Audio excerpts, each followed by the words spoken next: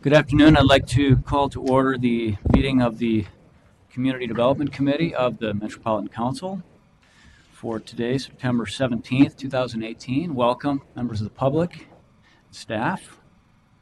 Our first order of business, committee members, will be to proceed directly to our hearing on the draft Regional Parks Policy Plan update. Welcome to members of the public who've come to engage in the hearing. We'll convene the hearing to take comments this afternoon on the draft update to the 2040 Regional Parks Policy Plan. Copies of the draft plan are available on the table just outside the room if you'd like one.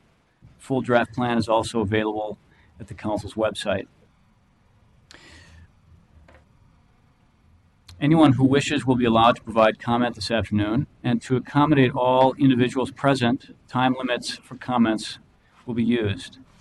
Individuals will have 3 minutes to comment, and representatives of organizations will have 5 minutes. If you'd like to speak this afternoon but haven't yet signed in, please sign the registration sheet at the entrance to the room. We'll start with anyone who has pre-registered to speak. I've got a list of several of you, and I'll call on people to speak in the order in which you signed in. We'll have plenty of time for everyone who wishes to comment today. I'll call names a few at a time, so you'll know if your turn is coming, if that time is coming soon. And when you speak, if you would, please state your name, your place of residence, and if you represent an organization, the name of the organization. Written statements, in addition to oral comments, are accepted, and you may leave a printed copy of your remarks if you have one and would like to do so. So with that, I'd like to call the first three speakers, please. The first is Allie Riley, second, Paul Mandel, and third is Mark, whose last name is not included, but I suspect you know who you are. So Allie, please, we welcome you to the podium. Good afternoon. These ones? Okay. Thanks for taking the time to listen to some residents today. I am both a resident and a representative of an agency. So I live in St. Paul, and I also represent the agency of MORE. We are a community-based organization on the north end of St. Paul. This organization had been used along with two others that I've worked at as part of the research going into the Regional Parks Equity Toolkit, which I was also part of supporting and helping in 2016. We know that the Regional Parks Equity Toolkit had supposedly been in place since 2016, but we have yet to see any kind of accountability in terms of funding and equitable uses of funding, especially money that has been earmarked for equity. So I'm urging the committee to look into that a little bit further and make sure that that becomes a priority in the 2040 plan. And I also just want to be here to speak on behalf of the students that we interviewed and used as focus group individuals there, English language learners from 16 different countries, and they all agreed that access to regional parks was difficult. They were not able to understand permits, signs, programming, and many had been fined for misuse of parks. And so I really want to, as I said before, reiterate that it's important to keep equitable access in mind for not only limited English speakers, but all of our residents in general, and make sure that programming is there for them. Thank you for your time. Thank you. Thank you for your comments. Next is Paul Mandel. Good afternoon, Paul. Hi, thank you. Paul Mandel, Inver Heights, Minnesota. I was involved in 2001 in the master planning for Lebanon Hills. I have a serious concern with the plan for regional parks in that it argues too much for the capital budget planning for infrastructure and amenities focused on construction of active, what is called nature-based recreation facilities, which carry both higher capital costs and more costly maintenance tails. This I see sometimes as a conflict with the need for the natural resource management, protection, and preservation, as well as restoration, which I think is all too often shortchanged. I would also like to see in the plan a more clear, because some of my friends are constantly asking, what is legacy? I thought legacy was taking about the natural resources, and all too often the legacy dollars are being used for these construction activities, more parking lots, more buildings, etc. And my main concern comes from Lebanon Hills Park, where so much of it is nature-based. I also think there's an inadequate means to guarantee the quality of restoration of the often mentioned natural areas, and I think some of the parts of the plan weaken that by substituting language rather than additional language. So I would like to see more of a check or more calls for public review of implementation of the master plans, so as to avoid leaving stewardship and restoration at the hands and discretion of agencies. In fact, given the current condition of natural resources in our regional parks, I believe it's time that our implementing agencies' spending reflect more balance between the financial commitments to infrastructure and or new construction and the restoration of natural resources, if they ever intend to get ahead of the degradation that's occurring in our parks. I'd also like to suggest that as far as programmed uses designed to serve the underserved or underrepresented populations, that often we hear about getting these very same people up to places like the Bounty Borders, and something like Lebanon Hills is within an hour's drive rather than a day's drive. And I think has been proven that seniors, I'm one, I'm 66 years old now, we like passive parks more than active fields. I'm past that time when I'm going to be out on the ball field, but I'm not past that time when I can appreciate a nature-based trail.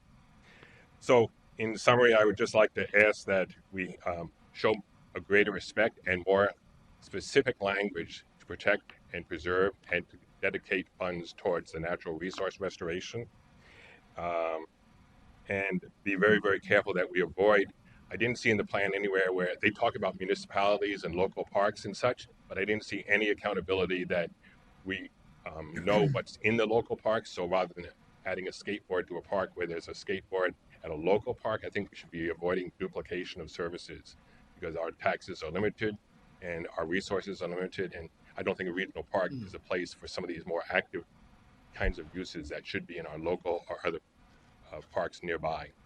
Thank you for your time. Thank you, Paul. And anyway, I have written comments that I'm. Thank you. Our next speaker is Mark, followed by Holly Jenkins and Pat Cummins. Mr. Chair, is it all right if I sit down? Yes, sir. Thank Please.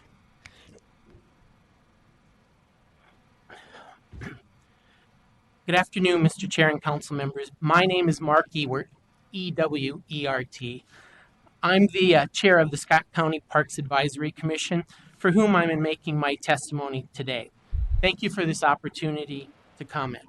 In May of this year, the Parks Advisory Commission welcomed council staff Dan Markle and Emmett Mullen, along with Metropolitan Parks and Open Space Commissioners Todd Kemery and Bob Mueller, to our monthly meeting to discuss the plan.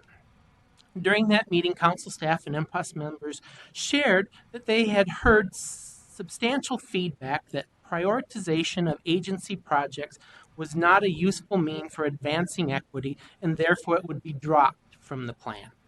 As you know, the plan released for public input by the CDC did in fact contain language allowing council to reprioritize agency projects. On behalf of the Scott County Parks Advisory Commission, I request the council remove the project prioritization language from the plan and replace it with the original draft language. I and my fellow advisory commissioners are deeply concerned that the process to reinstate prioritization language lacked transparency, ignored Scott County and the other regional parks implementing agency feedback. We also are concerned that the importance of the change was mischaracterized in the dialogue during the July CDC meeting as not being a big change. We are also concerned that the council's characterization that there was a substantial dialogue that led to the concept of prioritization 4 years ago in the development of the 2040 plan, and therefore the reason to add it back into the draft plan. In fact, there wasn't dialogue on the concept. In fact, the regional park agencies were told that the 2040 Regional Parks Policy Planning process was on an accelerated timeline and that there wasn't time for dialogue, and we were asked to trust that the council would engage with the agency as partners once the plan was adopted. I'd like to share with you a few of the many steps that the county has taken in support of the advancement of equity. I think that you'll find that this work highlights how Scott County values this topic. I think that these examples highlight how the council's attachment to using a carrot and a stick approach is misguided, unnecessary at best, and at worst is uninformed, unsophisticated, and harmful to the advancement of equity in the regional system by distracting the council from making progress on strategies that have great potential, like the Equity Grant Program. In 2014, the county was reviewing results of our 2030 study of Scott County residents and park visitors. In response to this information, the county began asking questions and having dialogue about the data across the operation. Why are people of color underutilizing our regional parks and trails? Why are people who have less than a high school education greatly underutilizing our parks?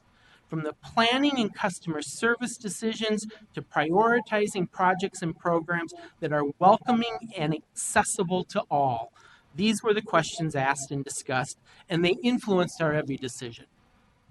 For example, the county partnered back in 2015 with a local nonprofit, Let's Go Fishing Scott County, which provides boating and fishing excursions for adults with disabilities, disabled veterans, and the elderly. This nonprofit group currently stations a pontoon at Cedar Lake Farm Regional Park to run daily boating and fishing excursions using the park as a home base. This group now serves more than 1,000 participants every summer. Another example is a collaborative planning with the Shakopee, Mindwacket, and Sioux community that has recently led to adding regional trail access into the tribe's neighborhoods. Lastly, in 2018, the county increased local funding in order to offer a free community event at Spring Lake Regional Park to build awareness of the park. The event planning, marketing, and awareness campaign included members of our community who are involved with groups such as Esperanza, a community group with considerable Latino participation. These are just a few examples of how Scott County's commitment to continue to strive towards advancing equity in the use of the regional parks and trails. I'd like to take the last few seconds to circle back to the Equity Grant Program. If the goal of the Met Council is to advance the cause of equity, then why not focus on one program whose sole stated purpose is to advance the cause of equity? Scott County stands ready today to engage in the conversation to fund and implement the Equity Grant Program. We request the Council do so in genuine, collaborative partnership with development of the program in close partnerships with the regional park agencies. Lastly, Councilmember Kramer at the July meeting stated he would support the change in the plan to hear what the implementing agencies had to say about it, even if the response was, and I quote, "Hey, this is a really stupid idea." Well, members of the council, hey, this is a really bad idea. Thank you for your time. Thank you. Our next speaker is Holly Jenkins.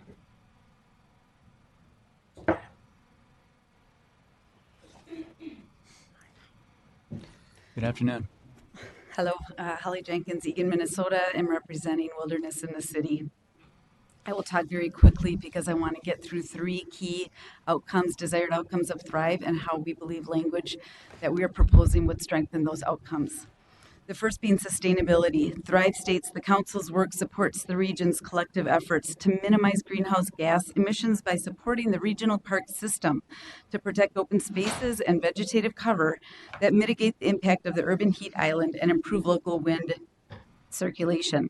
So there's two areas that we've identified in Chapter 7 specifically that could help to strengthen that particular outcome. The policy plan states that for new facilities, if needed, they should be designed. Instead, we like to change that language. We'd like to see reference that new facilities, when improved and needed, new facilities should be considered and designed to meet the highest standards for sustainability as determined through LEED certification or other similar program. In addition to building new facilities, we want to touch on the trail system coordination.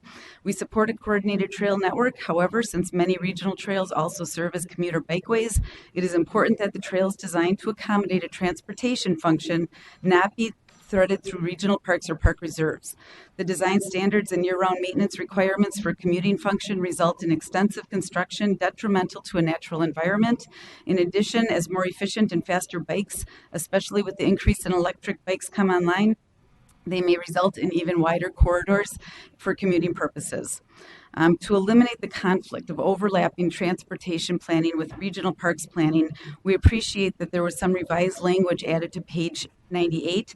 However, we think it could be stronger stated, such as trails within regional park and park reserve boundaries, recreational standards only should be applied due to the natural and recreational context. Trails serving a transportation function should not pass through a regional park. I'd like to point out that that suggestion better aligns with the legislative language and the establishment of the regional park system, which intended it to serve recreation, not transportation. Stewardship, another Thrive outcome.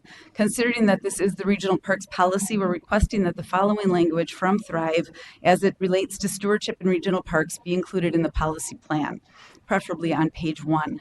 Thrive states, protecting and preserving the region's natural resources have long been an important part of the Council's work. The Council uses its investments in the regional park system to conserve scarce natural resources such as habitats for endangered species, fens, unique habitats, conserved prairies, wetlands, and water resources. Since its founding in 1974, the regional park system has protected natural resources, including 30,700 acres of land designated as regionally significant ecological areas. We want to make sure that we're responsible to taking care of those resources for the next generation and the one after that. 3 areas here, and I won't get into detail on all of them, but under stewardship, the Parks and Trails Legacy Fund. They have been overwhelmingly focused on development of new built infrastructure within these regional parks. This is often to the detriment of the natural environment, which is not what people voted for when they supported the Legacy Amendment. Language in the policy plan should include that requests for legacy funding include a report showing how that investment will impact the ecology of the given site prior to approval of funding.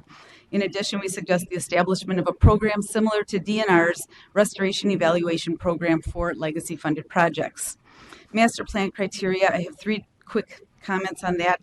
Additional criteria should be included that qualified ecology consultants will be engaged throughout the planning process. Right now, they encourage transportation planners, but they don't encourage ecological consultants, and that's a gap. Following adoption of a plan, we'd request that an implementation report be provided on a biannual basis to help assure that natural resource component is successfully implemented. And we believe that the MRCCA rules provide an appropriate balance for development of recreation and conservation. Variances to those rules should not be encouraged. Third piece is the interest earnings, currently undefined in the regional park policy plan. We strongly encourage these interest earnings to be invested in habitat restoration and management. This would abide by the state statute requiring that those funds be used for use and betterment of all regional recreation open space. This is a short one. My comment with regard to the outcome for equity. The regional park policy plan strives to increase equitable usage of regional parks and trails, and we fully support that goal. Met Council's 2014 regional park use among selected communities of color found that lack of awareness is by far the #1 barrier. That includes knowing what a regional park is, where they are located, how to get there, park rules, and what to do there. Therefore, language should be added to the policy plan calling for the establishment of a collaborative and comprehensive effort for marketing and outreach. This would include all providers of parks and recreation services throughout the metro area. It would inform the public of locations, services, and amenities of the entire system, not just the regional park system, and would also educate that regional parks provide services similar to state parks. They complement facilities and services found throughout the rest of the park system. Strategies to increase equitable use by educating and informing residents about the role of regional parks in our comprehensive system, providing transit to regional parks, and offering events and programs that support the natural environment. These are the strategies that should be supported. So to conclude, to maintain the integrity of a natural resource-based park system, accountability to natural resources is core. While language throughout the plan references the value and importance of this high-quality ecological systems, the policy plan itself lacks accountability to these systems and allows for greater expansion of undefined built infrastructure to the detriment of these valuable places. The changes we have proposed here today and will provide additionally in written comment will help to achieve the desired outcomes of Thrive, meet the expectations of current park users, increase equitable use, and provide affordable and accessible gateways to nature for the benefit of all our residents and visitors.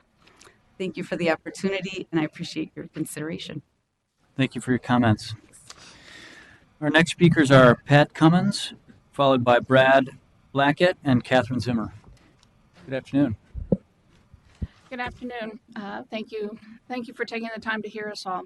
My name is Pat Cummins. I'm from Eagan. I was also on the 2001 Lebanon Hills Stakeholder Task Force and have stayed involved since then. And my comments today will focus somewhat on the things covered in Chapter 7 that talks about sets a stage by talking about the regional park system, and that by itself it can't meet all of the needs, the recreational needs of the metropolitan area, but it's part of this comprehensive system of complementary parks.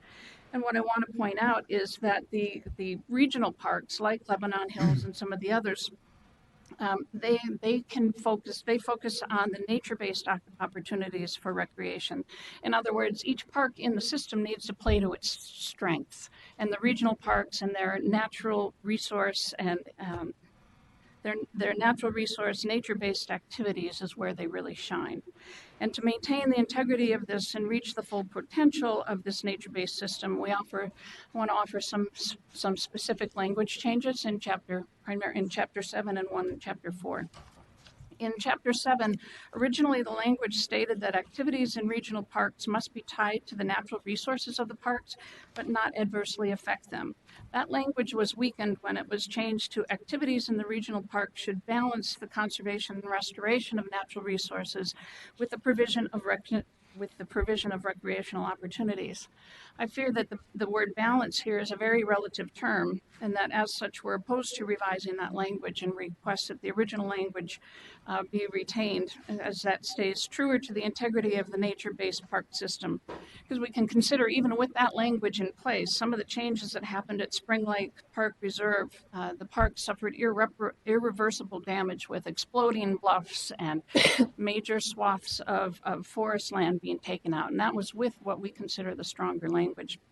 So I hate to imagine what the door would be open to if we change that language. And I think to help implement that and abide by that, similar to what Holly was talking about, building on desired outcomes of Thrive, I think having a third-party ecological professional do an assessment of what and determine what the proper balance is. If a new project is proposed, a third party should determine whether that is striking that appropriate balance or not. Also in Chapter 7, we're opposed to the language which follows that list of acceptable activities.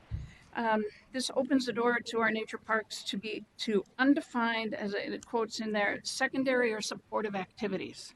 That's a very wide open statement, and I think it's a slippery slope for leaving the door open to development of built activities that conflict with nature-based opportunities. Just simply by building a recreational activity in a natural setting does not make it a nature-based activity. For example, splash pads and skate parks are not nature-based activities, but they are currently being considered in regional park master plans and waiting for this update to be approved to help them go through. And I think 3 paragraphs after that statement, I think that statement's in conflict to the paragraph 3 down that says adherence to this basic list of activities has served the regional system well over the last 40 years and has helped to fend off efforts to acquire and develop regional parks system lands for other ventures.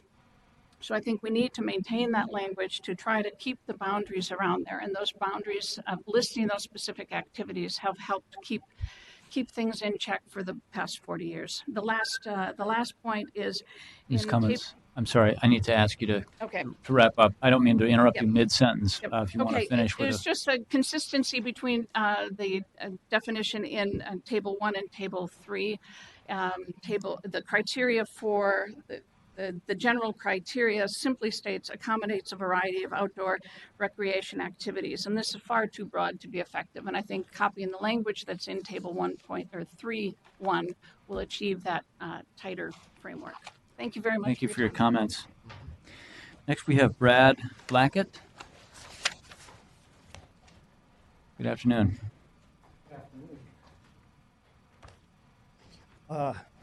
My name is Brad Blackett. I'm from Apple Valley.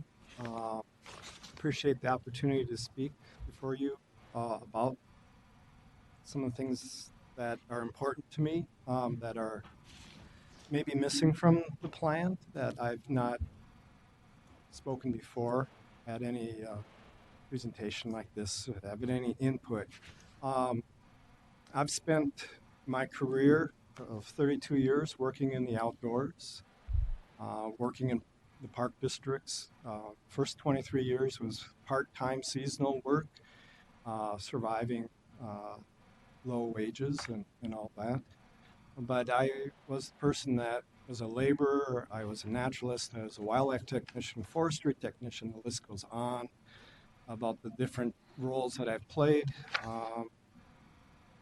And as I was reading through the part of the regional park policy plan, and I might be missing it, but in 1957, when the state legislature set up special park districts, and I tried to get to that language, but unfortunately the PDF that the state has on that wouldn't open for me, so I couldn't get the exact language. So I'm going from some of my memory. Public hearing. I'm confused by the language when we're using regional parks, because I understand the regional park system also includes park reserves and special recreation facilities, and I don't see that direction being separated in, or differentiation being separated in the policy.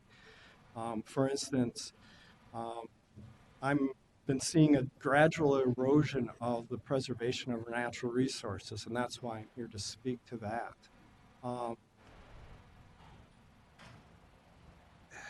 As you know, uniquely to the Twin Cities and leading as an international role in developing regional park systems. The Three Rivers Park District, formerly Hennepin Parks, was a Hennepin Park Reserve District in its original form.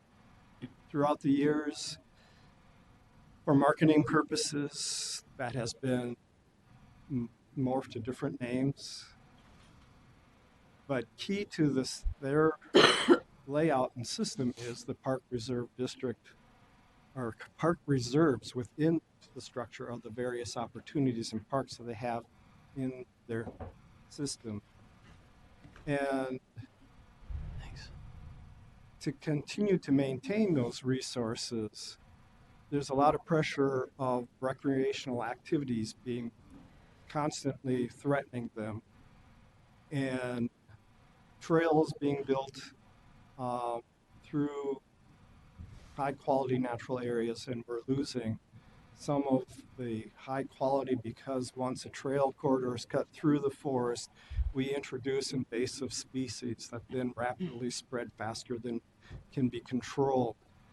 And I guess what I'm getting to is that I just would like to see less emphasis on funding additional recreational opportunities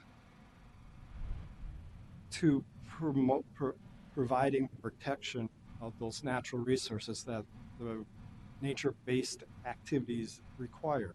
Because if we lose the habitat, we lose the breeding grounds for all the wildlife and the interrelationships between the plants and animals that keep an ecosystem healthy and operating, we won't have our nature that we want to reserved for us to go out and enjoy and to not just recreate. I kind of don't like that word because recreation can have a different way of pronunciation. It's recreation. It's working within the internal source of being connected to this planet and to nature.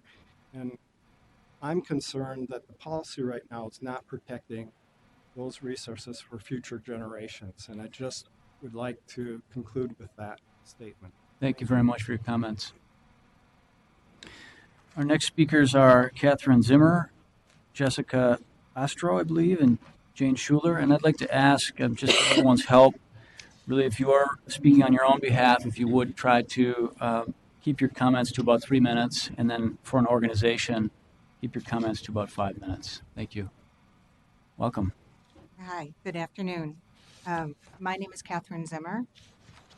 I am an environmental health scientist, a taxpayer, a property owner, small business owner, and for extra credit, I actually am the executive director of a fledgling nonprofit called Women Observing Wildlife Minnesota. Our mission is, in part, to support the observation of wildlife as a healthy, educational, recreational endeavor, while at the same time not disturbing wildlife from their natural processes. I'd like to start these comments by quoting from the Met Council's website. The regional park system primarily consists of lands located in high-quality natural resource settings that are contiguous to lakes, rivers, and other water bodies. Natural resource restoration and protection is a key objective. Women Observing Wildlife Minnesota has been attending Met Council's Parks and Open Space Commission meetings for about the last 3 to 4 years. We have observed numerous construction projects passing through the system with no discussion of impacts or restoration of natural resources. The park implementing agencies may claim they need to construct commuter bike trails. By the way, I'm a commuter biker. Diesel generators, visitor centers surrounded by turf, ball courts, and asphalt parking lots to bring people to the parks. But as indicated in the recent article in the Star Tribune, the state parks have seen an increase of 25% attendance. And why have people increased their attendance to state parks? It's because of nature. As you know, people need nature. And now nature needs us. We have read the Regional Parks Policy Plan. We are concerned that it was not the strikeout version so citizens could see what was eliminated from the original plan. And especially because some of the language that was deleted was important for protecting natural resource base of the regional parks. We will be submitting detailed written comments to the Regional Parks Policy Plan. However, we would like to make these 3 main points to you, the decision makers. First of all, of course, the recurring theme, natural resources. Commitment to protecting the natural resource base of the parks must be strengthened. As you all know, endangered and threatened species exist in our regional parks. We are all absolutely thrilled about the Blandings turtles in Lebanon Hills. And we have other endangered species in the parks, endangered plants, endangered insects. Their habitats must be protected with surveys to assess their presence, to ensure adequate habitat is present, and that they are not impacted by any land disturbance. Currently, that really doesn't happen. We also request that the Metropolitan Parks interest earnings be dedicated to natural resource conservation, protection, and restoration. Regarding recreation, as I mentioned, language related to protecting natural resources and habitat was deleted, especially with allowable recreation activities in the parks.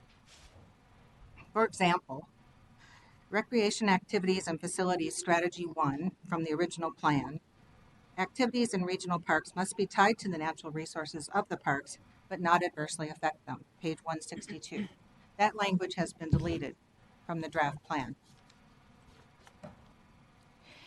The DNR and by extension the Met Council have criteria for permissible activities in the regional parks, and that criteria must be retained. This includes for activities low impact nature-based recreation such as hiking, swimming, and of course, for me, nature study.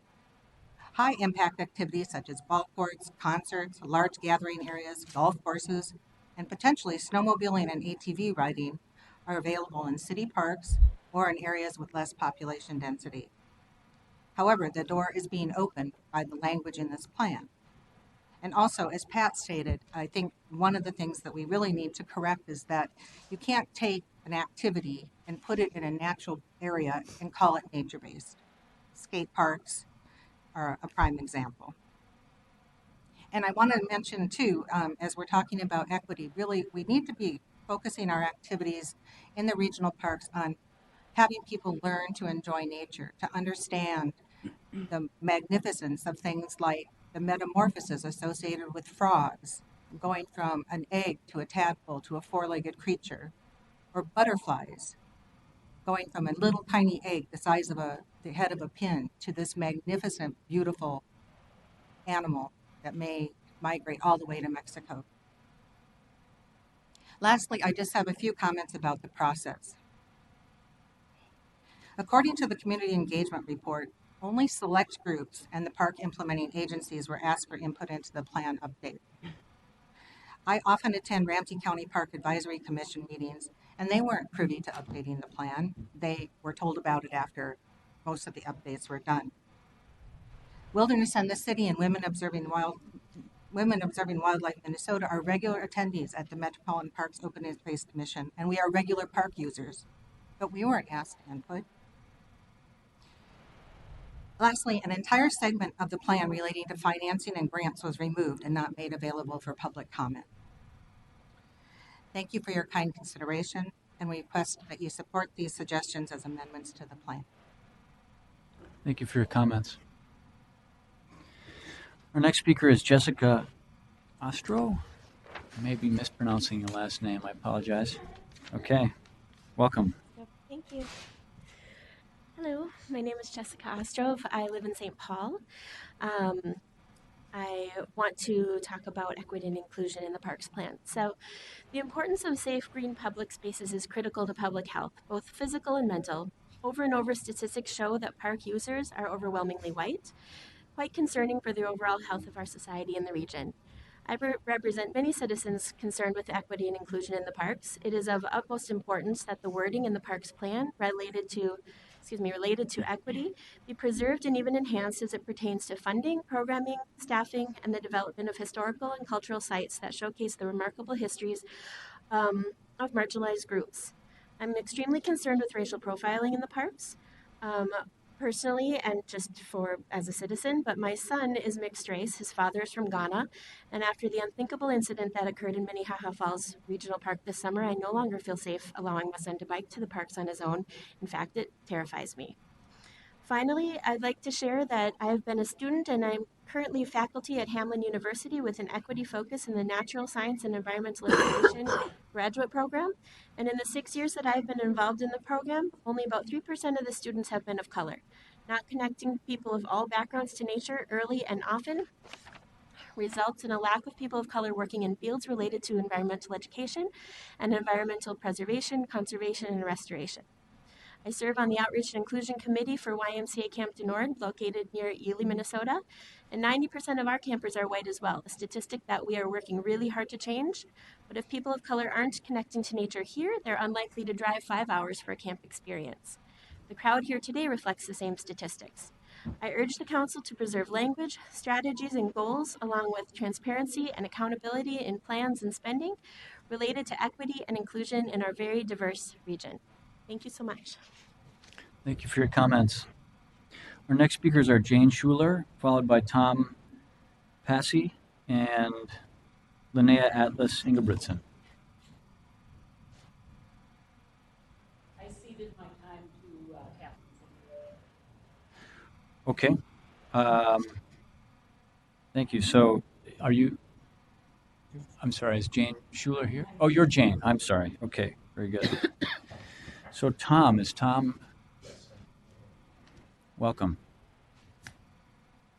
So Tom Passy, Egan resident, and I'm a concerned citizen, and I would like to waive my time and have Holly Jenkins speak my comments on my behalf. Thank you, Holly. I'm unclear. on your behalf as an individual? As an individual, yes. Okay, that's at the discretion of the chair. I'll accept that. It's a little irregular, but if you'd like somebody else to speak on your behalf as an individual. Well, I'm a member of the Wilderness in the City group, and so perhaps it is for that organization that I'm having her speak my comments for me.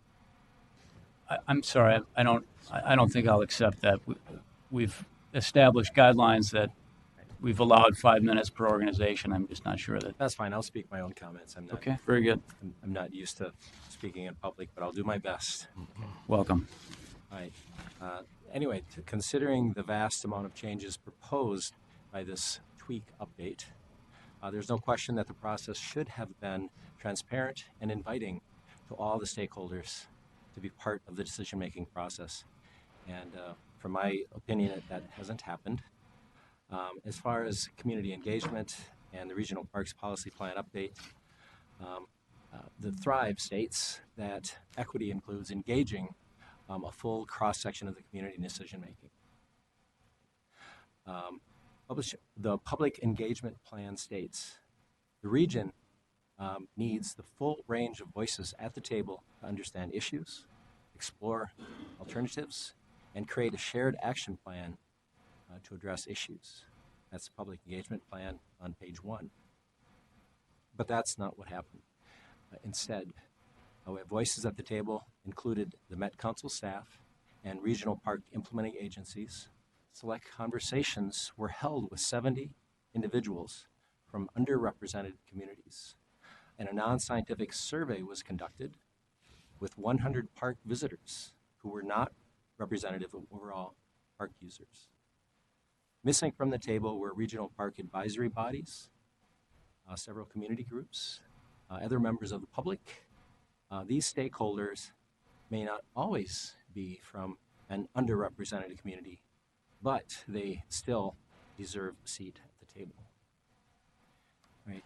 As far as the transparency and the Regional Parks Policy Plan update, the reported summary of changes to the draft plan was not comprehensive, and a redline version of the draft update was not available for previous comments that you've heard, making it nearly impossible for the general public to review the many changes that were made. Most concerning are changes made to the language regarding natural resource base of the park system. For example, page 8 of the red line draft shows revisions to the definition of stewardship. Language describing the extent and quality of natural resources was deleted, and language referencing highway infrastructure and transit investments was added, lacking an opportunity to compare to the original language. It's very hard for people to fully appreciate the shifting direction this update brings to the regional park system. And so it goes throughout the entire plan. The red line version shows a substantial amount of language regarding the administrative details for grants and funding was deleted. That language was moved to a separate document, the program guide, which has not been made available for public review. Among other things, the program guide contains information relating to the implementing agency's ability to change projects and amend grants. Yet these critical processes were not made available for public review. Overall, on community engagement and transparency, we feel that the Regional Parks Policy Plan falls short and encourage a more meaningful approach going forward. Thank you very much for your time. Appreciate it. Thank you for your comments. Our next speaker is Lynea Atlas Ingebrigtsen. Welcome. Thank you, Chair and members. Good evening. It's a rainy day. My name's Lynea Atlas Ingebrigtsen. It's good to see you all. I'm a resident of Golden Valley and have served as the first chair of the Parks and Trail Legacy Advisory Fund Committee. It's not my first time in front of this group. It's nice to see some friendly faces, although I'm surprised that I had to come back to talk about this topic. As some of you know, I've managed the Three Rivers Nature Center. I was a manager in the Minneapolis and surrounding area non-motorized bike walk program. I'm a certified interpretive guide and outdoor adventure guide, and I live along a regional park, the Theodore-Wirth Park in Minneapolis. Equity is an issue in parks. And I just need to say that it is, and I hope that we're all in agreement in understanding there's been historical inequities. In order to address historical inequities, we have to work to implement equity and strategies to create equity now. So there's three things that I'd like to ask you to do. Don't allow equity to become a checkbox. You can't do that with equity. It's not a diversity metric. It's a practice and way of being. And I think that you all are the only ones who can prevent that from occurring and push back against that. Please retain the amendments provided by Councilmember Cunningham. I'm sad that he has to do that. I'm sad that people have to come back here time and time to say and talk about that. The ship has sailed, folks, and I think we need to just get on it and get on with business. Create more inclusive park spaces by listening to the voices in our region, near our parks, and the research we've done. I don't know how much more research we have to do. A friend recently said that in Minnesota, we love talking and researching and thinking about a problem. We need to just get to the work of it. Community members have identified time and time again a whole host of things that they want to see in parks. Things that look different to the last 40 years. Yeah, that's true. But I believe there's room enough in what we have to do things differently, to be inclusive. And we need to make sure that the recreation activities that are outlined in the document on pages 1 through 91 are really not reflective of what that research has told us. And I have a few specific examples of things in case people think that equity really isn't an issue in the parks. I at Three Rivers learned that when the fees for parking went away, the average income of participants in Three Rivers Parks raised considerably. And one would question why that is. It was the programming that was increased to make up for those fees going away, targeted families of wealth and individuals of wealth. And that is the case to this day. So some examples of that are half-day summer programs for kids. What family with two working parents or a single working parent household or a low-income household could have a summer camp for half a day with their child? I know I can't. That's not an option for me. I'm not a low-income person, but for most families that doesn't work. How about nature centers that are open 9 to 5, Monday through Friday? How is that equitable for people who are working? What I learned quickly with my assumptions about who would come to my Bloomington Nature Center was after 5 and on the weekends, it was a whole different world. So we changed our programming. It wasn't easy and it wasn't sustained. In Minneapolis, we had lots of investments happen at Theodore Wirth Park, cross-country skiing, mountain bike trails, sand volleyball courts. Does that serve the residents of North Minneapolis that are there? They shrunk the picnic size. Table sizes and areas at the same time. That's an example of inequity that's happening today systematically. We also saw successes in equity with the DNR's effort in the I Can series, where they tested when they invested in targeted marketing, what happened? What happened was they had an overrepresentation of women and overrepresentation of people of color in those programs. When they didn't do that targeted marketing, what happened? You had an underrepresentation of people of color and an underrepresentation of women. It's not rocket science.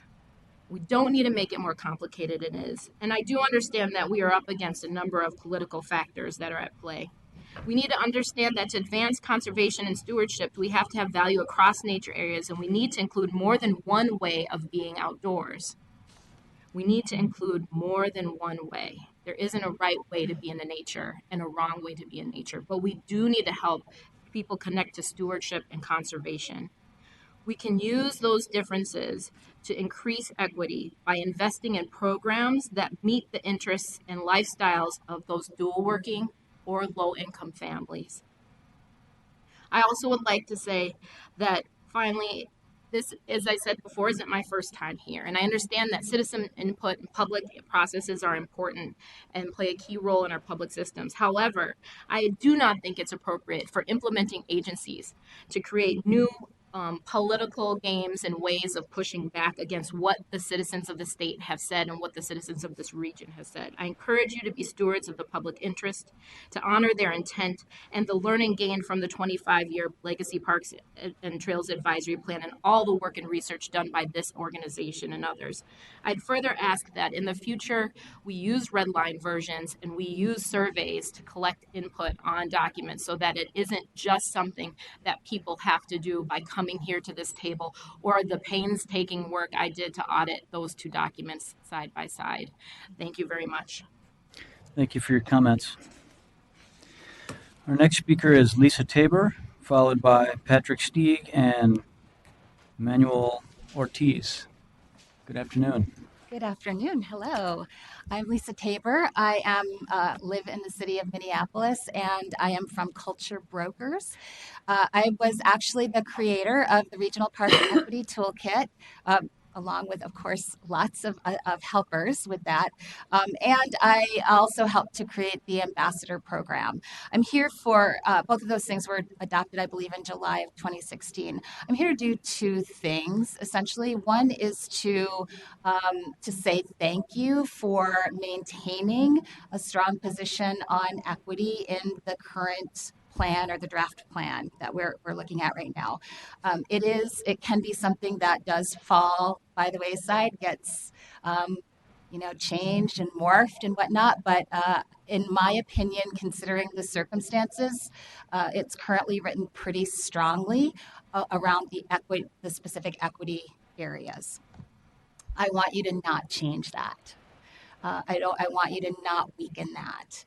And then the second thing that I'd like you to do is really have do a couple of things. Have integrity with the recommendations and the toolkit that I and all of the folks who worked with me over almost 6 months put together and was passed by Met Council. That includes integrity around the toolkit questions itself, and having looked at some of the grants that were put forth in the project proposals for state fiscal year 2019-2020, those questions were not all asked.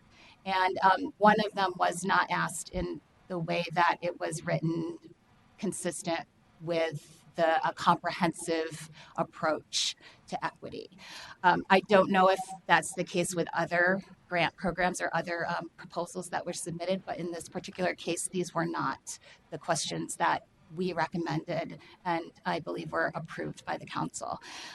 So I think when you ask the questions as we initially recommended, you will have, you probably will get a little bit more pushback from implementing agencies, but they will have the opportunity to really look at the data, really own their own jurisdictional data, and really be able to tell you all how their project, to what extent their project is going to help you essentially meet your goals and help them meet their promises to their own constituents. So the other thing that I would like to ask is that you recognize that equity is not fixed by one program alone. So one single equity grant program is not going to fix hundreds of years of disparity and inequity, period. So my final question or request is that you have the courage to do those things because it matters. The fact that you have equity as a part of your comp plan requirements matters. I'm currently working with the city of Minneapolis on their strategic and racial equity action plan, and that is very strongly supportive and driving equity as a result of your requirements. Not to say that, of course, the city of Minneapolis is already leading in that space, but it gives them additional ammunition, it gives them additional support. And I think that it will eventually do the same thing for some of the smaller communities that aren't quite as advanced as Minneapolis, St. Paul, and some other communities. So that's it. I want to say thank you again. Thank you for your comments. Our next speaker is Patrick Stieg.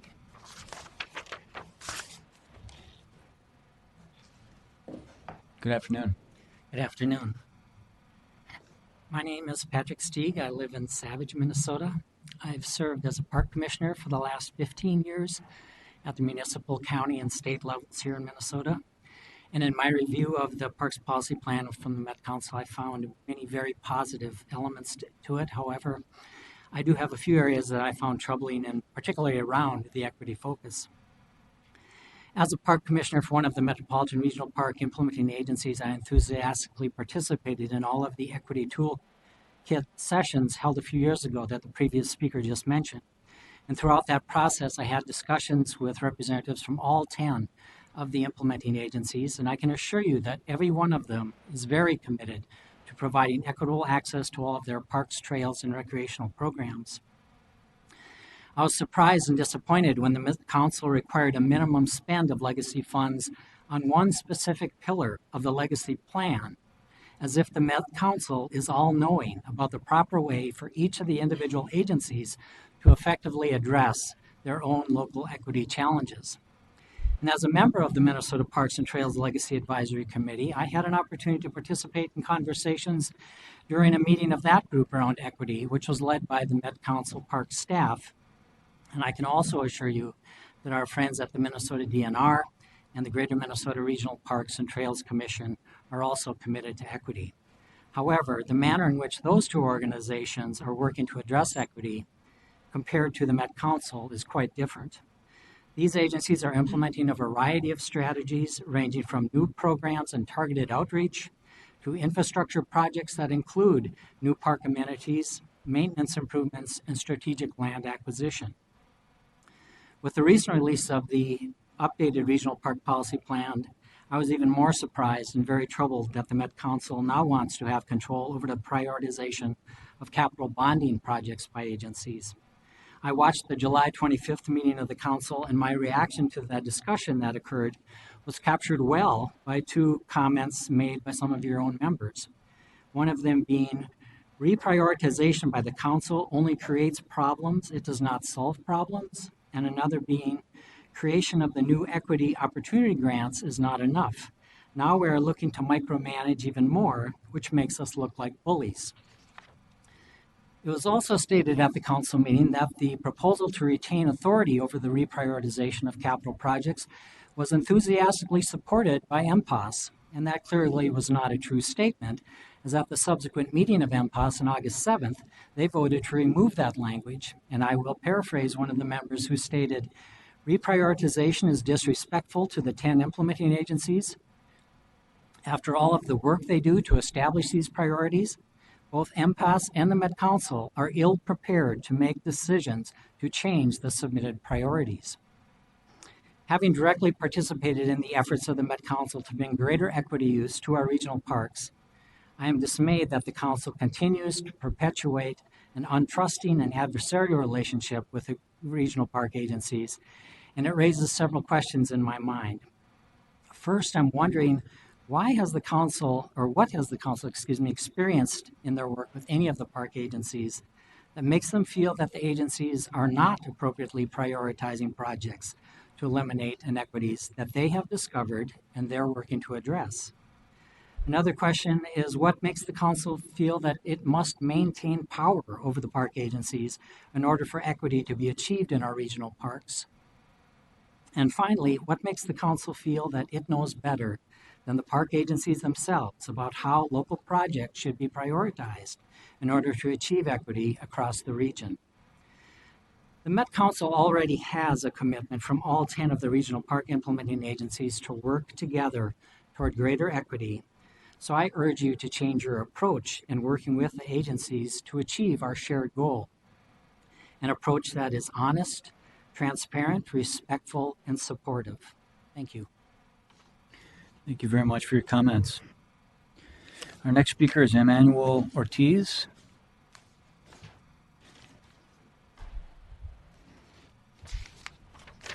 Welcome.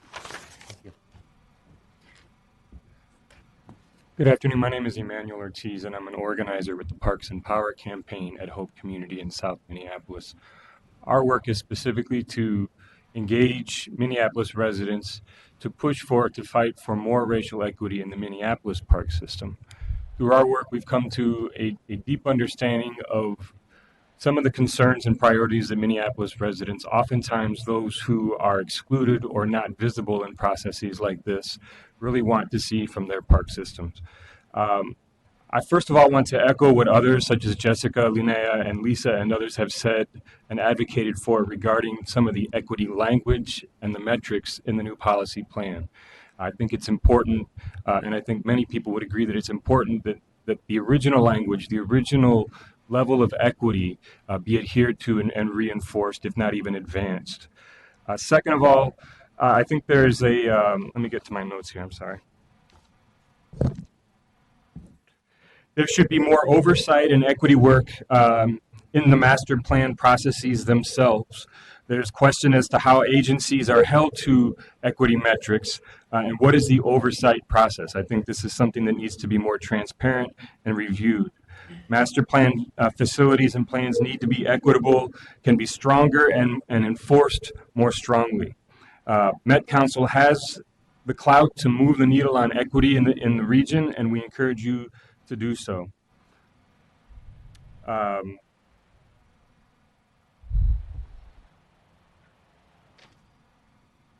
Lastly, I would just say I also served on the RecQuest Community Advisory Committee for the Minneapolis Park and Recreation Board, which is a group of local residents that examined their recreation policy and planning for the next 20 or so years in Minneapolis parks. And one of the things that really stood out to us is there is a real shift in the demographics in the region.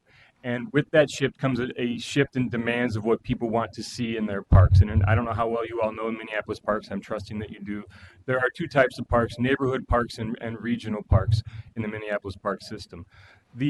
Everything as far as facilities, activities, recreational activities, athletic fields, recreational centers, aquatics are being pushed into the smaller, more populated neighborhood parks, because of some of the policies of the Met Council and the regional park that prohibits these facilities from being built. This has created a real logjam for demand for certain things like access to athletic fields, where in a park like East Phillips Park in South Minneapolis, the fields are rented from sunup to sundown by private leagues, and local residents, youth, and families cannot get onto these fields. One solution could be that the regional parks become, because of their size, their spaciousness, their access, could be a site for more recreational activities, whether it's skate parks, athletic fields, etc., which would really free up neighborhood parks to truly be neighborhood parks, where families, where youth can come and use the facilities and pick up games, etc. But because of some of the policies that exist and apply to regional parks, all of these activities are pushed into the neighborhood parks, which are smaller, which a lot of times meet resistance from local homeowners across the streets because they complain about parking, about traffic, etc. I strongly encourage you all to consider these factors when looking at the policy about how regional parks are used and what facilities might be there. Thank you. Thank you very much for your comments. Our last speaker who signed in is Laura. I'm sorry that I can't pronounce your last name. Laura Headland. Welcome. Thank you. So I want to begin by expressing gratitude to all of you and everyone in this room, as well as all the people who started this park system. People had care and compassion for the future, and they took visionary action. There is a growing belief, a growing remembrance that land is sacred, that water is life. And October 2nd, Gustavus College is holding a Nobel Conference on the soil, the living soil underneath. Here's a sentence. Consider there are more organisms in that handful of soil than humans that have ever lived. There is an epidemic of anxiety and depression. There is an epidemic of injustice. A lot of these disconnects are connected to our disconnect to the natural world. We are of this world. And so what we're looking at details and policies. And the main policy, and I loved it when someone said, please don't just have it be a checkbox. It's got to be more holistic. It got to be more alive. And one of the key details is, I don't know why, as you know, regional parks are 200 to 500 acres. As you know, Lebanon Hills is over 1,000 acres. Now, if we looked at the land and what humans have done in our relationship to the land in the last 200 years, it is traumatic. And we are traumatizing each other as we are traumatizing the land. And so to open up the land and to respect the land requires, the little policy I'd love to see is that Lebanon Hills be a park reserve. We need to respect the soil. So if we're ripping up the soil and putting down asphalt and putting all this money in, how do we regain that relationship? And there's a song, it's only 30 seconds, from Jamming for Justice at the Upper Harbor that's going to be this Saturday. I'll see if it works. But I think it speaks to this essence. And if we can get this essence right. This place, this time of the season. You may not yet know the rhyme or the reason. You may not feel, think, or believe in the same things I believe in. But we've been asked to show up. Show up from wherever you are from. You could come here to be free.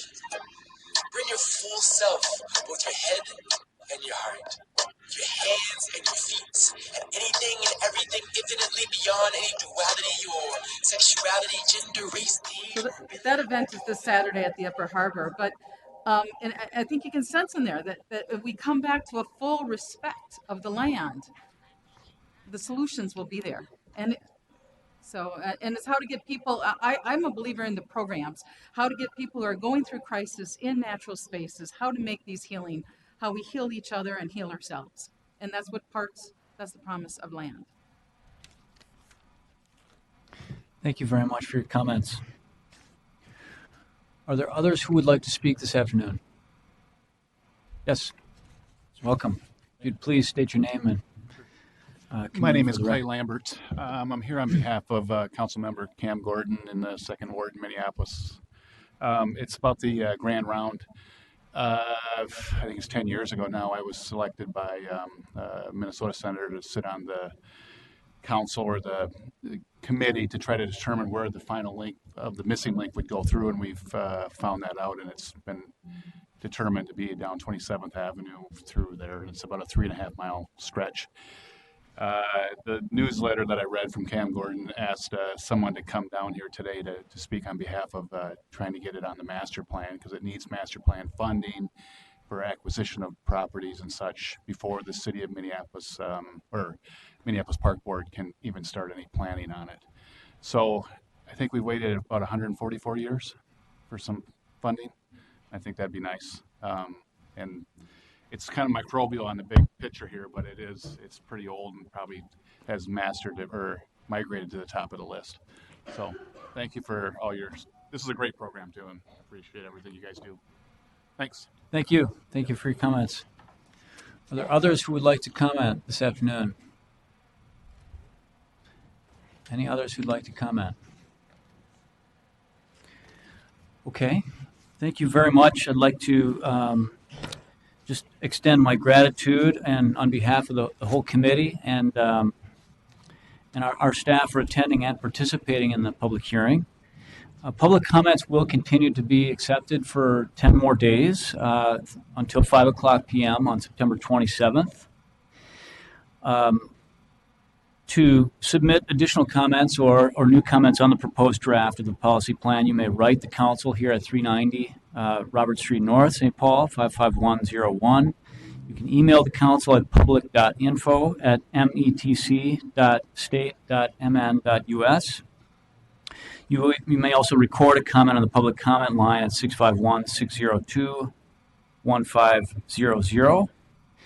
Also really ask that you would share in your personal networks, in your work networks, in your community networks, social media, etc. And finally, want to just say that at the close of the public comment process, staff will prepare a summary of all the public comments and along with a revised draft plan for council consideration later this year.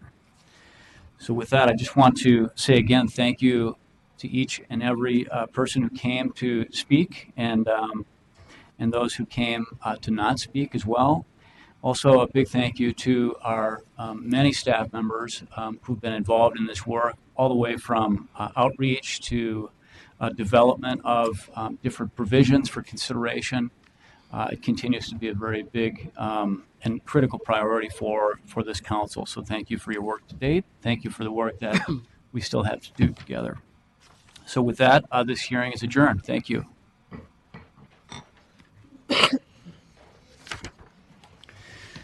So committee members, we will turn now to our business agenda. And that is, first of all, to approve our agenda. I would entertain a motion. So moved. Second. It's been moved and seconded. Is there discussion? Hearing none. All those in favor, please say aye. Aye. All those opposed? Thank you. Next is approval of our minutes from our August 20th, 2018 meeting. Move approval of the minutes. Second. It's been moved and seconded. Any comments or changes? Hearing none. All those in favor, please say aye. Aye. All those opposed? Thank you. Our minutes are adopted. Okay, our first item of business following our hearing is item 2018-244. It's the City of Andover's Peterson Farms Comprehensive Plan Amendment. Eric Wojciech is here to present. Good afternoon. Good afternoon. Thank you, Mr. Chair and council members. I'm actually here today with two amendments. The first one is the City of Andover has submitted the Peterson Farms Comprehensive Plan Amendment for council review. And I'll see if this is working. Great. As shown in Figure 1 of the staff report, Thrive MSP 2040 gives this portion of the City of Andover a community designation of rural residential. The area affected by the amendment is shown in red. Other portions of the city are designated as emerging suburban edge in the south and diversified rural in the central part of the city. The landowner, oops, am I missing a slide here? Hold on a sec. Oh wait, here we go. As shown in Figure 2 of your staff report, this map shows the regional systems in relation to the amendment site. The site abuts the Rum River Central Regional Park to the northeast and the planned Rum River Regional Trail on the west side. The landowner filed an expiration notice to the state to remove this land from the Metropolitan Agricultural Preserves program in 2010. By Minnesota statute, the landowner, By Minnesota statute, the landowner initiates expiration of the land from the program 8 years prior to the termination date of program participation. The land expired from the program in April of 2018. The amendment re-guides 411 acres from agricultural preserve to rural residential land use. The associated project with the amendment consists of 160 single-family dwelling units consisting of a density of 1 unit per 2.5 acres. As shown in Figure 3 of your staff report, the amendment re-guides the land from agricultural preserve, the green color, to rural residential, the blue color. The area surrounding the farmland is all currently rural residential. The city has indicated that the property owner is working with the developer to construct the houses on this 411 acres.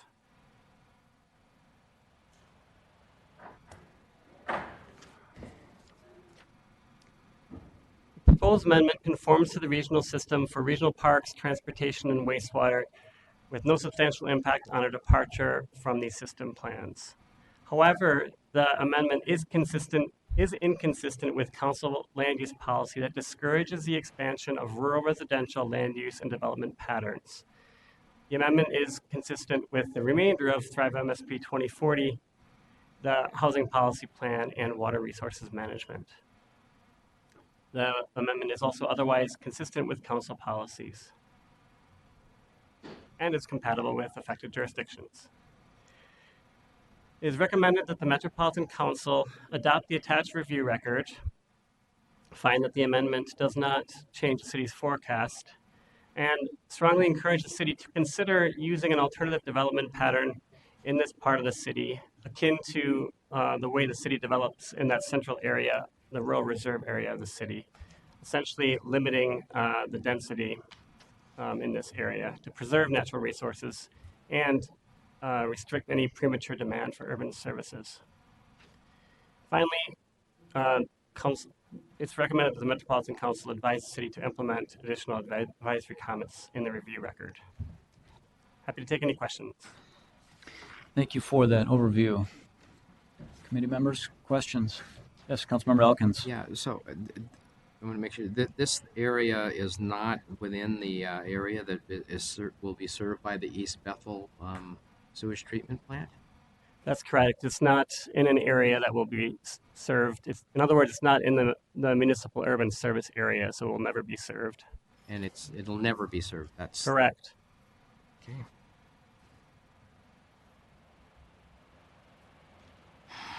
Any questions? I'd entertain a motion otherwise. So moved. It's been moved. Second.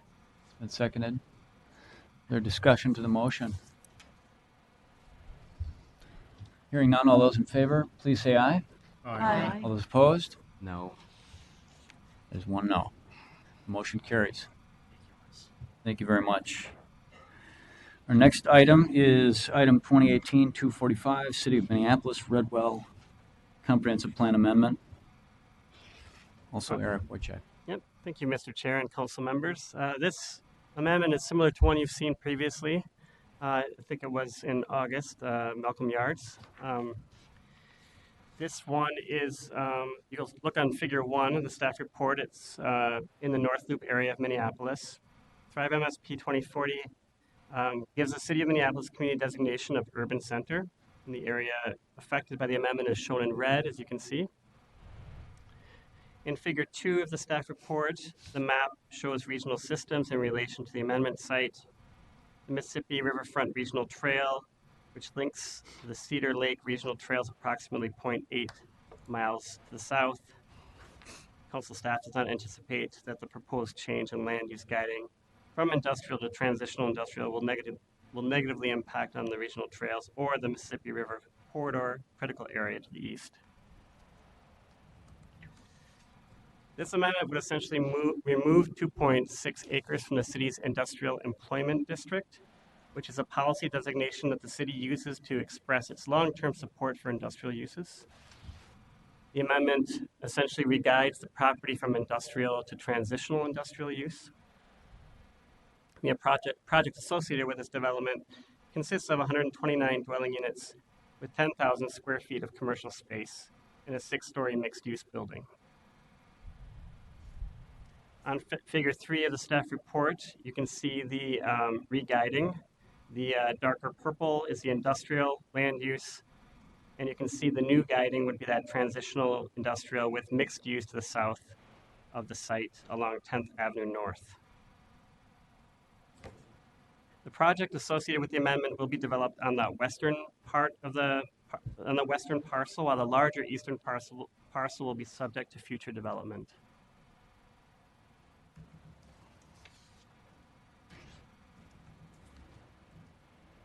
The proposed amendment conforms to the regional system plans. It underscores the need for the council and the city to develop adjusted forecasts for the 2040 comprehensive plan update. We've communicated with the city of Minneapolis that they have already exceeded their 2020 forecast with their 2017 population estimate. We found that the amendment is otherwise consistent with council policies and is compatible with affected jurisdictions. We recommend that the council adopt the attached review record and allow the city of Minneapolis to place this amendment into effect. Advise the city to work with the council further to update that forecast ahead of the 2040 comprehensive plan update. And advise that the city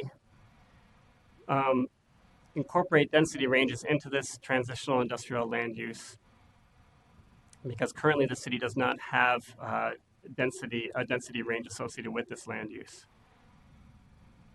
Finally, we recommend that the city implement additional advisory comments in the review record.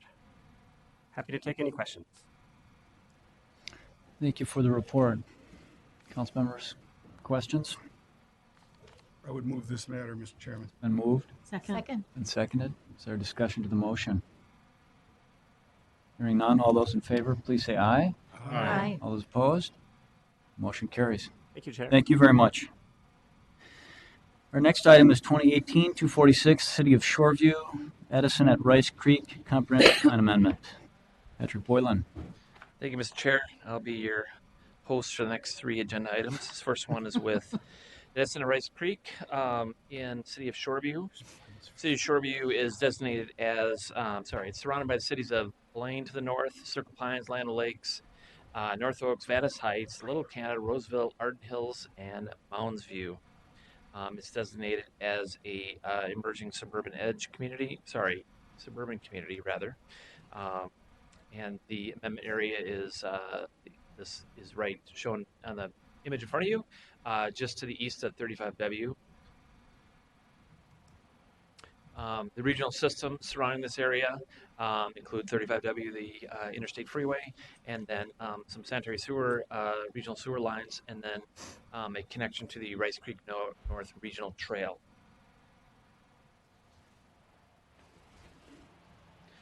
The Bhs Amendment, its purpose is to re-guide 18.5 acres from office to mixed use, and to allow the development of 300 apartments and 68 townhome units, and to change the official forecast for the city. Just as a note, this triggered the mandatory EAW threshold for the city under state law, and earlier this year we did have a chance to review that and did find that there's no regional significant issues with this for regional policy or systems. So as I only included one map here because the colors are pretty close between office and mixed use, but it is going from that to the other. We did in my staff report a moment ago just mentioned the forecast change. Going to be increasing the forecast for population households throughout the 2020, 2030, and 2040 time periods. Just want to note that the expected density of the community is 6.37 units per acre. This particular site is going to be close to 20 units per acre. And for a suburban community, we're looking for cities to develop and redevelop at least 5 units per acre. So this is 4 times the threshold that Thrive calls for. Patrick, I have a question on that table, if I might ask. The mixed use and high density senior residential, I see the range is 1 to 45 units per acre. That's a pretty broad range. That's actually what the zone calls for? Mr. Chair and committee members, yes, that is something that through this amendment process, and actually Mr. Wycheck is the sector rep for Shoreview, and he's been in contact with them too about in the 2040 update to address that. Okay. That is certainly the way we look at it, that we calculate out for density, we take the low end of the range. So the market's truly going to develop is probably a lot higher than that 6.37. The high end is 21.43, and this amendment before you use almost 20 units per acre. So clearly that's skewed. And it would be skewed in their favor, more accurately displayed in their favor, should they change that. Thank you. The amendment conforms to regional system plan consistent with council policies and is compatible with the plans of adjacent and affected jurisdictions. The action before you today is for the Metropolitan Council to adopt review record for the Edison and Rice Creek, revise the forecast for 2020, 2030, and 2040, and to advise the city to implement the advisory comments and the review record for parks, forecasts, and land use.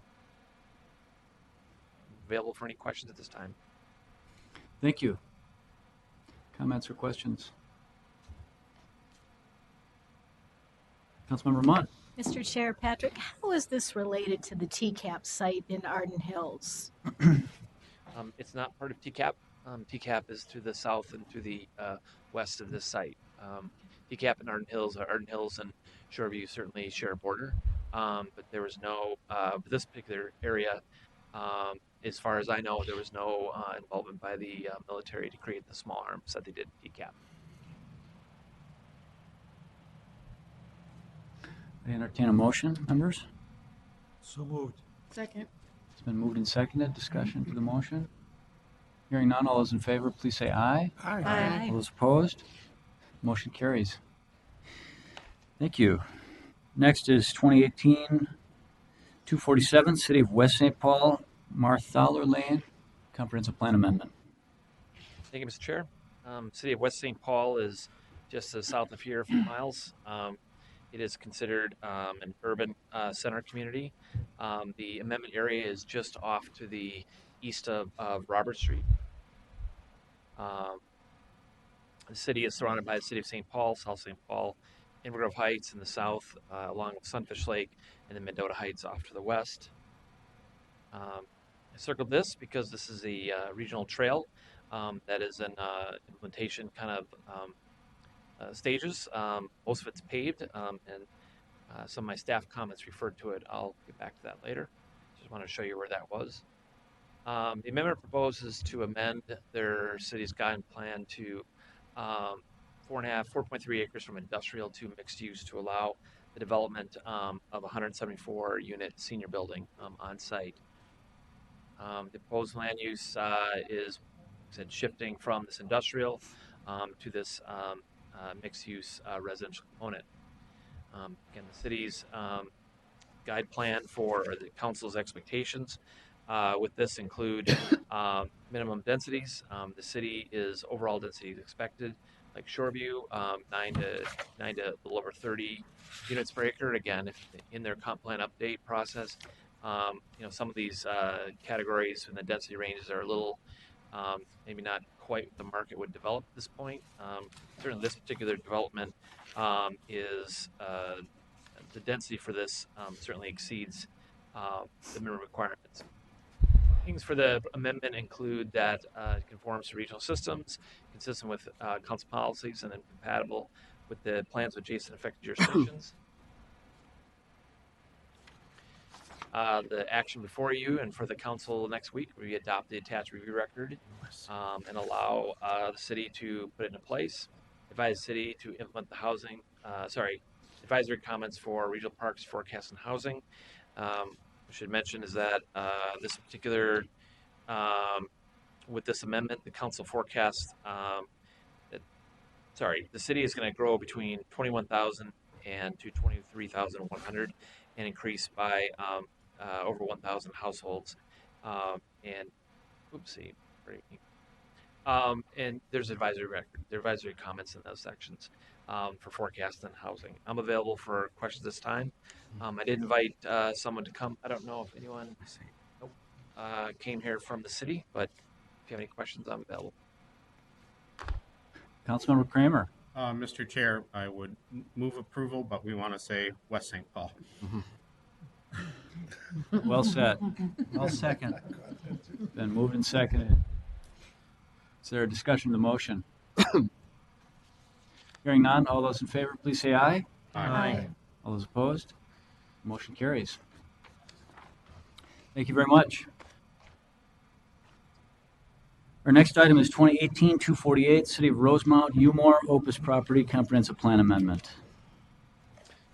Okay, moving south in Dakota County, Umore Park is a landowner along with the Opus Corporation for these two parcels. This particular image in front of you shows that the within the city of Rosemount that is surrounded by Invergrove Heights, Integer Township, Vermilion, Empire, corner touching Lakeville, and then Apple Valley and Egan to the north. City of Rosemount is forecasted to grow between 23,965 to 38,000, and from 8,400 to 14,000 households. And employment will grow from 7,258 to 13,100 jobs. This particular amendment is a job site. They are an emergent suburban edge. This is not proposed to be a residential, so there's no issues involving residential density for this particular amendment. Again, showing some of the regional systems around here. There is a sanitary sewer line that runs along County Road 42 just to the north of the site, or in the right-of-way right on the site. And then close proximity to regional trails and US Highway 52.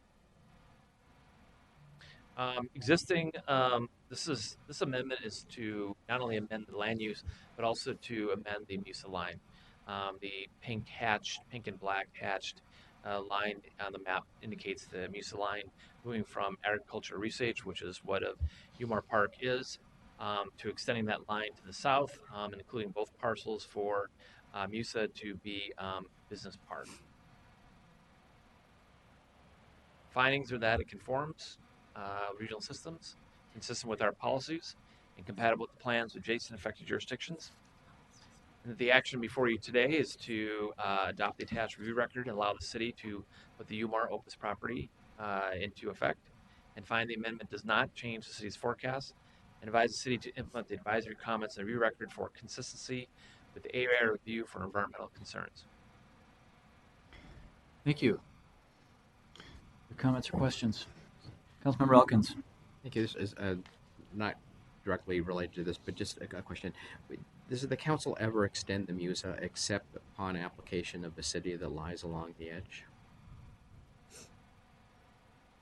Mr. Chair, Councilmember Elkins, you're asking if the city or if the council does MUSA extensions without a local request? Yep. I can't recall us ever doing that in my 8 years. I get asked about it all the time by developers. Mr. Chair, Councilmember Elkins, most of that policy would occur in the Water Resources Policy Plan, and then there are additional guidelines around MUSA itself. But ultimately, because our agreement around wastewater is ultimately with the city, not with the users, it would require city cooperation. I don't recall us ever extending the MUSA except upon request of the city. Mm-hmm. Yeah, good question. Other comments? I'd entertain a motion. So moved. Second. Okay, discussion of the motion. Hearing none, all those in favor, please say aye. Aye. Aye. Those opposed? Motion carries. Thank you. Next item is 2018-249, City of Shakopee Sand Company Apartments Comprehensive Plan Amendment. Angela Torres is here. Good afternoon. Good afternoon. I'm Angela Torres, the sector representative for District 4, which includes the City of Shakopee. Today I'll be presenting the City of Shakopee Sand Company Apartments Comprehensive Plan Amendment, and I'd like to let the committee know that we do have city staff available for questions and in the audience if the committee wishes. As shown in Figure 1 of your staff report, Thrive MSP 2040 gives the City of Shakopee a community designation of Suburban Edge. The area affected by the amendment is shown in red. In Figure 2 of your staff report, this map shows the regional systems in relationship to the amendment site. This amendment re-guides commercial land use to high-density residential land use in order to accommodate the Sand Company Apartments, also referred to as South Bridge Crossing. The project includes over 300 residential units on 12.6 acres with a net residential density of 24.9 units per acre. As explained in the staff report, this project is already constructed. This amendment was brought forward to resolve an inconsistency between the city's adopted comprehensive plan guiding and a locally approved development project. I suppose I could have done that at the same time. Sorry, guys. This is the city's proposed land use map, identifying the area where the development is located. It's Figure 3 of your staff report, indicating the change from commercial to high-density residential. Staff find that the proposed amendment conforms to regional system plans, is consistent with council policies, and compatible with the plans of adjacent and affected jurisdictions. The proposed action before you today is to adopt the attached review record and allow the City of Shakopee to place the Sand Company Apartments Comprehensive Plan Amendment into effect. Find that the proposed amendment does change the city's forecast. The city will address all forecast adjustments, including both community-wide forecasts and PAZ forecasts through the city's 2040 comprehensive plan. Advise the city to implement the advisory comments in the review record for transportation, forecasts, land use, housing, and environment. And with that, I'd be happy to take any questions. Thank you for the overview. Are there questions? Entertain a motion. Councilmember Elkins? I'll move the approval. Okay. Just as, I'm sorry, we seem to be getting lately a lot of changes that are requiring changes to city forecasts. Am I imagining that, or? Libby? Mr. Chair, Councilmember Elkins, no, this is not your imagination. At this point, we are seeing a significant amount of development, particularly in multifamily development, in a way that either we or local cities did not anticipate 3 years ago when we finalized local forecasts.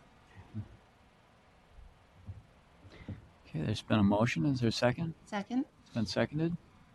Councilmember Barber? Thank you, Mr. Chair. I just want to point out that this was a very complicated amendment, and I want to commend Angela Torres and Eric Weiss from the City of Shakopee for working very hard, because this was something that we're trying to do to make sure that everything was consistent and aligned, and they did a great job and really showed how we can all work together. So, thank you. Thank you. Great. Is there a discussion of the motion? Hearing none, all those in favor, please say aye. Aye. All those opposed? The motion carries. Next item is also a City of Shakopee amendment for Windermere, the Willows, and BHS Comprehensive Plan amendments. Item 2018-250. Good afternoon again. The council received 3 amendments that were related from the City of Shakopee. So we are bundling these together because of the interrelated nature of the submittal materials and the geographic and spatial overlap of the projects themselves. So as shown in Figure 1 of your staff report, Thrive MSP 2040 gives the City of Shakopee a community designation of suburban edge.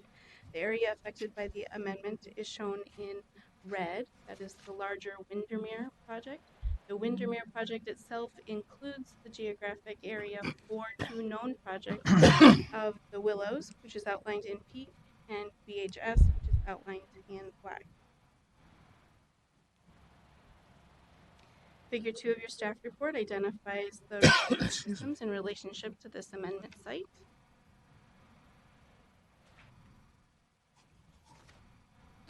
These 3 amendments include an approximate 78-acre area located south of Highway 169 and west of Marystown Road, extending 17th Avenue. The Willows and BHS projects are both located within the larger Windermere development area, as I mentioned. The Windermere Amendment proposes re-guiding land use to increase commercial, high-density residential, and single-family residential land uses, as well as reducing medium-density residential land use. The Willows Amendment is an affordable housing development on 3.25 acres, proposes a land use change from medium-density residential to high-density residential with a net density of 18.46 units per net acre. The BHS Amendment is a proposed senior living development on 12 acres and requests the land use change from single-family residential to high-density residential with a net density of 23.08 units per net acre. This is the city's proposed land use map identifying the area where the developments are located. It's Figure 3 of your staff report. I'm going to try and draw on the screen. So the commercial along the north remains unchanged.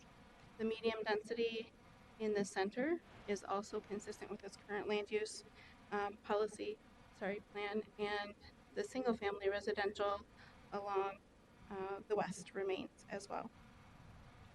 Then you have future commercial that's expanded north of the Willows development, north of BHS development, and then we're adding additional single family residential here and then throughout this area.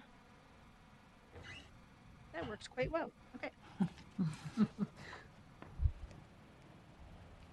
So the findings today is that the proposed amendment conforms to regional system plans, is consistent with council policies, and compatible with the plans of adjacent and affected jurisdictions. The proposed action before you today is that the Metropolitan Council adopt the attached review record and allow the City of Shakopee to place the Windermere, the Willows, and Bhs Comprehensive Plan amendments into effect. Find that the proposed amendments do change the city's forecasts. The city will address all forecast adjustments, including both community-wide and TAZ forecasts, through the city's 2040 Comprehensive Plan, and advise the city to implement the advisory comments in the review record for transportation, forecast, housing, and stormwater. And with that, I can take any questions. Thank you. Question, Councilmember Barber. Thank you, Mr. Chair. I would like to move the item, and I'd also just like to make a comment of looking at these two amendments. We talk a lot about having a variety of housing options in communities, and I think that both of these developments, if you look at having more high density, having some medium density, addressing senior housing, looking at affordability, I think it's a really great example looking at these two things together of what cities can do as we're looking as how communities are changing and evolving, and especially as we're moving towards the 2040 comp plan. So, thank you. Thank you. It's been moved. Is there a second? Second. It's been seconded as well. Is there a discussion of the motion? Yes, Thank Councilmember you, Wolf. Mr. Chair, I just wanted to make one comment. This change, while we did add in a different designation, shows the reason why I hope more cities do mixed use as a land use designation on their comp plans, so that you don't have to come back for an amendment just to move the lines where the roads are between different uses and the transitions. Just saying. Mm-hmm. Well said. Is there a discussion of the motion? Hearing none, all those in favor, please say aye. Aye. All those opposed? Motion carries. Thank you, Chair. Thank you. Members, our next item is 2018-251, approval of the 2019 Public Housing Agency Plan. Jennifer Keel, welcome. Good afternoon, Mr. Chair, council members. For the record, my name is Jennifer Keogh, and I'm the manager of the Metro HRA. The item before you today is for you to authorize or approve the 2019 Public Housing Agency Plan and authorize the council chair to execute required certifications and to direct staff to submit the final plan to the U.S. Department of Housing and Urban Development. Now, I was here in June, so some of the slides that you're going to see this afternoon will be a repeat. I know that I am the one thing between you and your dinner, so I'm going to try to go through those quickly, but by all means, if you have any questions as I go through this, please feel free to ask. I have a neighborhood meeting, so take your time. The rest of us don't. So the Public Housing Agency Plan, just a quick review, is that it's a required document, and it's required by the U.S. Department of Housing and Urban Development, and all agencies that administer either public housing or the Housing Choice Voucher Program must do. The document is meant to be a convenient source of information for the public, for the participants of our programs, and to HUD that describe the mission of our agency and its goals and objectives for meeting local housing needs. And if you remember, there's a 5-year plan, and we are bumping up to that timeline. So this is the last time we'll be able to do an annual review of the plan. Next year, you will see that 5-year plan.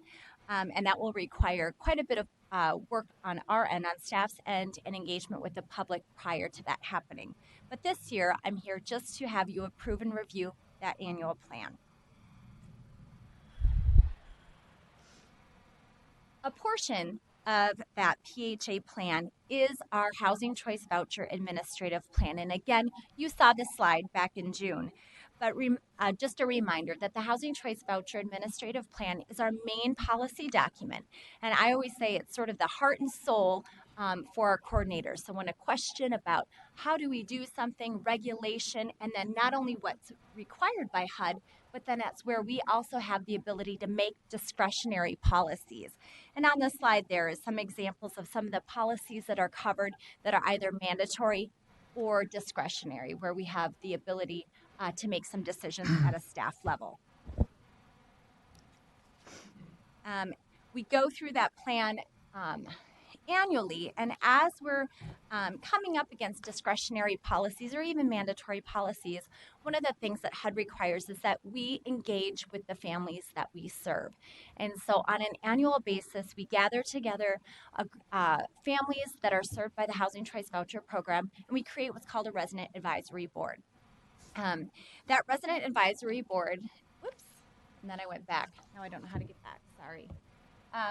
Met in 3 different communities, and I'm really proud of the work. I had our outreach staff do all of our marketing materials and meet with the families that we serve, and they do them in 3 different areas of our community. And they were out in Hopkins, they were out in Roseville, and they were out in Brooklyn Center. And they have just really authentic, amazing conversations with the families we serve, and I think it's something that we can be very proud of. They provide good feedback on our proposed changes, and then it's great because they have an opportunity to ask staff about procedural and operational questions that maybe they might not otherwise be able to feel comfortable asking, and provide feedback on the work that we're doing in the HRA. So the timeline for the PHA plan, and again, we looked at this before, is long. So we start this process out with the changes that we're drafting. We had our public hearing in June. We're open for public comment for 45 days. We had our RAB meetings. We had that public hearing. And now today, here I am asking for your approval. And then you will see this back in September for full council approval. So some of the changes that we wanted to highlight this year were not big changes. We had some just clarifying language changes, and that was in that summary of changes that you received in your packet. And then we also added a new chapter, Chapter 18, on project-based vouchers under the Rental Assistance Demonstration Program, or what HUD calls RAD. And I just want to take a minute and talk about what RAD is and our involvement in that. So RAD was authorized by Congress in 2012 to preserve and improve public housing. While we do not own any public housing, we may award project-based vouchers to housing authorities converting their public housing units through Rental Assistance Demonstration Program. Congress has not provided enough funding for housing authorities nationally to keep up with their capital needs. And as a result, PHAs have had to make some tough choices between things like repairing their roofs and replacing plumbing. RAD, in HUD's eyes, provides housing authorities a way to rehabilitate or repair units without depending on additional money from Congress. RAD allows a housing authority to manage a property using project-based vouchers. Contracts are 20 years long. It makes a more stable funding source for a housing authority, and the shift makes it easier for housing authorities to borrow money and use low-income housing tax credits, as well as other forms of financing. Those private sources of additional money help the housing authority make improvements essential for preserving public housing. With the conversion, we were awarded 81 vouchers from HUD. Residents of Carver County will continue to pay 30% of their income, and the residents will all remain assisted. After 1 year of getting that project-based voucher assistance, if a family wants to move, they'll be issued a housing choice voucher, which is transferable anywhere within our region. Actually, the United States. So those were the changes that I wanted to highlight with you today. The next steps, again, is that this document will be coming forth to you for approval September 26th. And after that, we will submit the plan on October 15th. It's due to HUD. And then HUD at some point will review, ask us to make any changes, and then approve the plan. So again, the proposed action before you today is that the Metropolitan Council approves the Public Housing Agency Plan, including revisions to the Housing Choice Voucher Administrative Plan, authorizes the Council Chair to execute the required certifications, and to direct staff to submit the final plan to the U.S. Department of Housing and Urban Development. And with that, I would entertain any questions, or I'd ask for a motion for approval. Thank you for the overview. Any comments or questions? Councilmember Munn. Mr. Chair, Jennifer, in reading through the notes, it said that the Residents Advisory Board raised comments that it feels like the city and the Housing Authority are doing duplicate inspections, that the hours they have to be home for those inspections are too broad a window, and that landlords aren't changing carpet. Has our plan changed in any way to reflect that input? Mr. Chair, Councilmember Munt, it has not. The unfortunate thing is the different inspections. The inspections required by the city are going to be different than the inspections that are required by HUD. And so as much as we would love to be able to streamline that, what we're going in and looking at is going to be very different than what, say, a city code enforcement is going to be looking at. So we would love to be able to streamline that process if we could. Unfortunately, we cannot.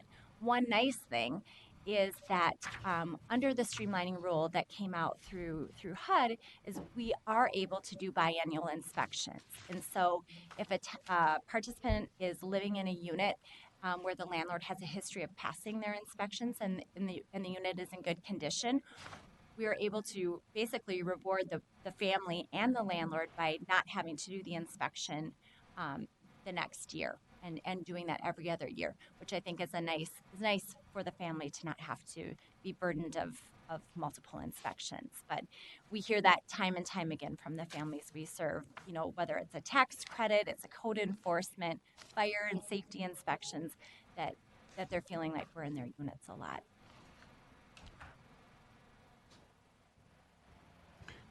We entertain a motion, members? So moved, Mr. Chairman.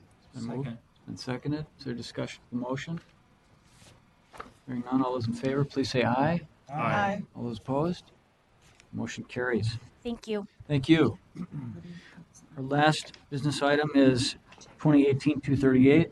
It's a motion to establish public hearing for Liverpool Communities Act Affordable and Life Cycle Housing Goals for 2011-2020.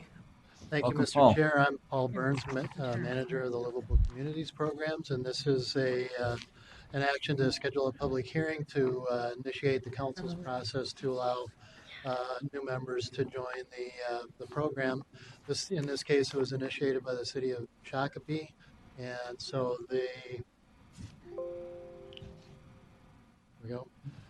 currently there are 95 communities participating in the program. And to become participating communities, a community must adopt affordable life cycle housing goals, establish a housing action plan, and let us know that they're spending their affordable and life cycle housing opportunity amount.